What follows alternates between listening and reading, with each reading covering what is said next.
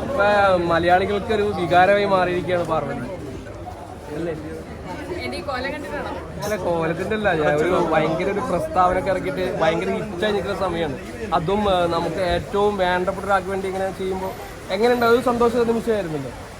ഞാൻ അങ്ങനെ പ്രസ്താവന നടത്തിയത് ഭയങ്കര സംഭവമായിട്ടില്ല. അത് ഇത്രയും ആളുകൾ ഇതിനെപ്പറ്റി സംസാരിക്കുന്നത് എനിക്കറിയില്ല. പക്ഷേ വിനീതൻ്റെ ആ ഡേറ്റ് മെൻഷൻ, അത് എന്നെ വിനീതൻ്റെ വിളിച്ചിട്ടുണ്ടായിരുന്നു. അപ്പം ഡേറ്റ് അത് മെൻഷൻ ചെയ്തിട്ടാണ് December 14 കാര്യം ഞാൻ ഓർത്തത്. അല്ലെങ്കിൽ ഞാൻ അതിന് മുന്നേ അത് ഇട്ടിട്ടുണ്ടായിരുന്നു. അപ്പോഴാണ് ഞാൻ ഈ പറയുന്ന വീഡിയോ ഒക്കെ എടുത്തത്.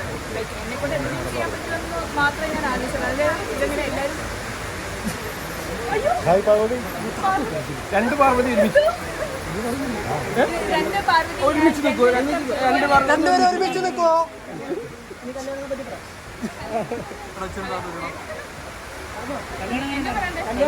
കല്യാണം